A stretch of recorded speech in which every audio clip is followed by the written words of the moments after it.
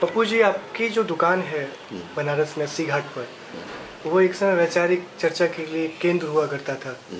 वामपंथ का एक अड्डा हुआ करता था। हाँ। अस्सी घाट पर। अस्सी घाट पर नहीं है वो। हाँ, 80 के साथ हाँ, तो उसका नाम हमेशा आता है उस चाय की दुकान का। हाँ, काशी के 80 में भी जिक्र है। हाँ, काशी के 80 में है। काशीनाथ जी ने बहुत। हाँ, मोहल्ला 80 में भी है। मोहल्ला 80 में भी है, उसका जिक्र है। हाँ, और बहुत इज्जत के साथ जिक्र है। वो वैचारिक बहसों का एक केंद्र हुआ करता था। इस वक्त ऐसी चर्चा आ रही है कि नरेंद्र मोदी का प्रस्तावक के तौर पे जा रहे हैं। तो इसका मतलब आप नरेंद्र मोदी की राजनीति से सहमत है, तभी प्रस्तावक बनेंगे? भाई, शुरू में मेरा जब वोटर लिस्ट में नाम आया 1967 में, तो उसमें पहली बार मैंने कम्युनिस्ट कोड दिया था। रुस्तम सटीन यहाँ से खड़े थे और वो फेल्योर रहे बनारस के लिए। उसके बाद से मेरा मन बदला, तो मैं फिर अलग अलग दिखता रहा लोगों को। फिर इतना मन कैसे बदल गया आपका अचानक? अब ऐसा है कि वहाँ पर कुछ बहुत खास करीबी लोग अपने हैं, जैसे अशोक पांडे हैं, कौशल किशोर हैं, और यहाँ के जो पुराने मेयर वगैरह रहे, सब लोगों से अच्छे संबंध थे, सब बहुत मानते हैं। सब ज्योत्सना जी हैं, श्याम देवराज चौधरी हैं, ये सारे लोगों का बराबर आना जाना, हर तरह का सहयोग करना, ये सब चीज़ें हैं। तो इसी से हिसाब से थोड़ा मन बदल गया। लेकिन आप प्रस्तावक तो अशोक पांडे, ज्योत्सना जी के नहीं, आप नरेंद्र मोदी के प्रस्तावक बन रहे हैं। हाँ, लेकिन अभी लोगों से संबंध है पुराने, तो भाई इसको तो ढूंढना ही पड़ेगा। तो सिर्फ संबंध निभाने के लिए आप प्रस्तावक बनेंगे? तो क्या करें संबंध निभाना है तो प्रस्तावक के लिए मेरा नाम भेजा गया, मुझसे सहमति मांगी गई, मैंने सहमति उनको दे दिया। लेकिन आपको नहीं लगता ये कुछ संबंधों को बनाने में बहुत सारे संबंध बिगड़ेंगे भी आपके? जरूर बिगड़ेंगे। तो उसके लिए बिल्कुल तैयार हैं आप? अब नहीं भाई, संबंध तुम्हारे समझ लीजिए, जितने हर पार्टी के लोग संबंध मेरे सबसे अच्छे हैं, चाहे वो कांग्रेस के हों, चाहे वो कम से कम सपा के हों या बसपा के हों, जो आते हैं दुकान पर सबका स्वागत है। संबंध सबसे हमारा है, संबंध किसी से बिगड़ा नहीं है। लेकिन अभी जिस तरह की लहर बनारस में देखने को मिल रही है, ऐसा लगता है। हाँ। मैं बाहर से आया हूँ, आप यहाँ के रहने वाले हैं, आप ज्यादा बेहतर बता पाएंगे। कि एक तरफ नरेंद्र मोदी खड़े हैं और बाकी सब इसलिए खड़े हैं क्योंकि नरेंद्र मोदी को रोक पाए। अब जब नरेंद्र मोदी के साथ आप खड़े होंगे, तो आपको नहीं लगता कि बहुत सारे लोगों से चाहे अनचाहे आपका बैर होगा? ऐसी बात तो नहीं है कि बैर की भावना सब तो नहीं होना चाहिए, क्योंकि वो मिलते हैं, दुआ सलाम नमस्कार बंदगी सबसे बना हुआ है, अभी भी बना हुआ है। चाहे वो कांग्रेस के हों, सपा को हों, बसपा के हों, सबसे नमस्कार, क्योंकि सब परिचित चेहरे हैं। मालिक केजरीवाल जी बनारस से आए हैं, उनसे भी कोई मुलाकात नहीं है। अजय राज से भी हमारे दुआ सलाम बने हुए हैं, ऐसी बात नहीं है। लेकिन एक समय था जब 90 के आसपास, 90-91 तक ऐसा रहा कि आपकी जो दुकान थी वो उस समय वामपंथी लोगों का इकट्ठा वामपंथी लोगों का इकट्ठा होता था। उस समय समाजवादी लोग ज्यादा आते थे। हाँ जी। रामवचन पाड़े हुए, लालमणि चौबे हुए, देवव्रत मजुमदार हुए, मोहन प्रकाश हुए। हाँ, आते रहे। ये सारे लोग। अब भी वहाँ पर दो लोगों का तस्वीर लगी होगी, एक पत्रकार है सुशील त्रिपाठी, दूसरे अनिल कुमार मिश्र झुन्ना, जो भूतपूर्व उपाध्यक्ष भी चुके हैं, सब पुराने समाजवादी हैं। ऊपर लोहिया जी की तस्वीर लगी होगी दुकान में। बिल्कुल। लेकिन अचानक वो जगह जो है धीरे समाजवादी वामपंथी पीछे की तरफ जाते रहे। सवाल है कि जितने भाजपा वालों की जगह बनती जा रही है। समाजवादी जितने रहे सब छितर बितर हो गए, कहीं अब एकजुट नहीं है। और भाजपा वाले एकजुट हो गए। हाँ, भाजपा वाले एकजुट हो गए। बस इस अर्थ में। हाँ, अब रामवचन पांडे जी जब बिहार चले गए, लालमणि चौबे बिहार चले गए, लेकिन वो भी भाजपा में ज्वाइन किया। भाजपा से 2 बार वो वहाँ शिक्षा मंत्री रहे हैं।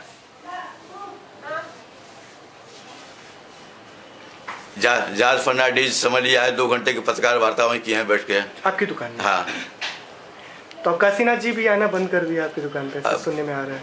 हाँ, काशीनाथ जी इधर आना, लेकिन 80 आएंगे तो एक बार 2 बार वो आएंगे जरूर। एक बार कोई त्योहार होता, हर त्योहार पर, होली पर, दिवाली पर 10 मिनट के लिए आएंगे वहाँ सबसे नमस्कार बनगी लेके फिर चले जाएंगे। लेकिन आपको नहीं लगता कि अब जब नरेंद्र मोदी के वो प्रस्तावक बन जाएंगे तो बहुत सारे लोग आपसे कन्नी काटने लगेंगे बनारस में?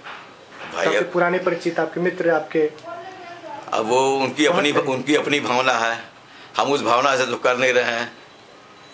तो किस भावना से आप कर रहे हैं ये? भाई बताए ना, आप लोगों से कभी लोगों से थोड़ा लगाव ज़्यादा हो गया है।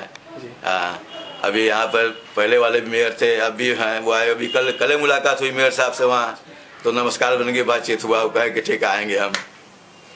पप्पू जी, नरेंद्र मोदी से लगाव की एक बड़ी वजह ये तो नहीं है कि वो भी चाय की दुकान कभी रही है उनके पास, और आज आप भी ये चाय के तौर पर? हाँ, ये हुआ भाई कि एक चाय बेचने वाला का अगर समर्थन ना करे, उसकी बात ना माने, थोड़ा ऊंचा लगेगा। तो ये जो एक बात, चाय वाला कनेक्शन भी है आपका नरेंद्र मोदी? हाँ, चाय वाला भी कनेक्शन है थोड़ा भाई। तो वो भी एक सहानुभूति नरेंद्र मोदी की तरफ? हाँ, वो सहानुभूति है कि एक चाय बेचने वाला ये मेहनत करके यहाँ तक पहुँचा है, तो कम से कम उसकी एक बार मदद की जाए। अब मदद के तौर पर क्या है, उनके प्रस्तावक के रूप में हमको नाम हमारा भेजा गया है, एक दो लोगों को और भेजा गया है। देखिए किसको बुलाते हैं। हाँ, अभी बिल्कुल तय 100% तय नहीं है। लेकिन जिस तरह पहले भी बड़ोदरा में उन्होंने एक चाय बेचने वालों को अपने साथ वो लेकर गए नरेंद्र मोदी। हाँ। और यहाँ पर आपका नाम बहुत बड़ा है और बहुत चर्चित रहा है, देश भर में लोग आपको जानते हैं, अलग अलग जगहों पे बहुत इज्जत के साथ आपका नाम लिखा गया है। तो ये बहुत कम संभावना है कि आपका नाम अब प्रस्तावक के तौर पे हटाया जाए। अब जो भी हो, फिलहाल 2-3 लोगों का नाम गया है, उसमें जिसको बुलावे वो। नरेंद्र मोदी की राजनीति से आप सहमत हैं पूरी तरह से? हाँ, अभी तो फिलहाल उनकी राजनीति से सहमत हैं। नरेंद्र मोदी जिस तरह की राजनीति करते हैं, आपको लगता है वो ठीक राजनीति है? अब यहाँ आने के बाद उनकी क्या होगी? अब तो वहाँ गुजरात में न उनकी राजनीति करते हैं, यहाँ करते हैं। अब यहाँ आएंगे, क्या जीतने के बाद बनारस के लिए क्या करेंगे, क्या सोचेंगे, तो आने जीतने के बाद पता चलेगा। गुजरात में हमेशा गुजराती अस्मिता करते हैं। हाँ, तो क्या बनारसी अस्मिता कुछ नहीं है? उत्तर प्रदेश की अस्मिता कुछ नहीं है? अब वो हमें आज लड़े, अब यहाँ की अस्मिता देखें। नहीं, वो तो गुजरात से आएंगे ना बनारस के लिए। तो क्या उत्तर प्रदेश की अस्मिता फिर बड़ी बात नहीं है? वो गुजराती अस्मिता की बात हमेशा करते हैं गुजरात के लोग। तो वो गुजरात से उत्तर प्रदेश आ रहे हैं, तो क्या अब ये मुद्दा नहीं है यहाँ पर कि उत्तर प्रदेश का कोई क्यों ना सामने आए? अब पार्टी वालों को तो कहा गया कि यहाँ का लोकल कोई भेजिए, क्योंकि कुछ लोगों ने बड़ा इतराज भी किया था, लेकिन नहीं, ऊपर से हाईकमान से हुआ, ऊपर से अब उन्हीं का चल रहा है ऊपर से। लेकिन आप तो किसी स्थानीय व्यक्ति के प्रस्तावक नहीं बने, आप तो नरेंद्र मोदी के प्रस्तावक बन रहे हैं। हाँ, तो स्थानीय व्यक्ति का तो कोई हमको बुलाया नहीं, तो भाई कैसे हम जाते हैं? अपने से तो हम कहे नहीं। तो आपको लगता है नरेंद्र मोदी जीत रहे हैं बनारस से? अब जीतना चाहिए। ऐसा मतलब क्या बनारस की स्थिति? क्योंकि बहुत सारे लोग आपके पास आते हैं, आपकी दुकान में सवाल है कि देखिए बात होती है, यहाँ पर मुस्लिम वोट जिधर झुकेगा, हाँ, अब एक मुश्त होकर झुक गए मुस्लिम वोट, और जिस पार्टी से जो लोग लड़ रहे हैं उनका अपना वोट, अगर ये सब एकजुट हो जाएगा तो थोड़ी मुश्किल होगी। मतलब हारने की संभावना है नरेंद्र मोदी की? अब बताने की थोड़ी मुश्किल होगी। अब हार जीत तो भाई, अगर होगा हार जीत भी तो बहुत कम मार्जिन से होगा। वैसे बनारस में इतना तो तय है ना, मुसलमान वोट मोदी को नहीं मिलेगा, ऐसा तो लग रहा है सुनने में। आपका क्या मतलब ऑब्जर्वेशन क्या? क्योंकि आप बहुत सारे तरह के लोग आपके पास आते हैं, आपकी दुकान पे बहुत तरह के लोगों से आपकी बातचीत होती है। हाँ, लेकिन अभी उनका झुकाव उधर नहीं बना है। किधर? मोदी जी की तरफ मुसलमानों का झुकाव नहीं बना है अभी, ये साफ दिख रहा है। हाँ, वो कांग्रेस में और केजरीवाल में 2 जगह बटे हुए हैं, अभी तय नहीं कर पा रहे। अभी तय नहीं कर पाए हैं। अगर एक मुश्त एक तरफ चले गए तो मोदी के लिए बड़ी मुसीबत बन सकते हैं। बहुत बड़ी मुसीबत बन जाएगी। आप मानते हैं? हाँ।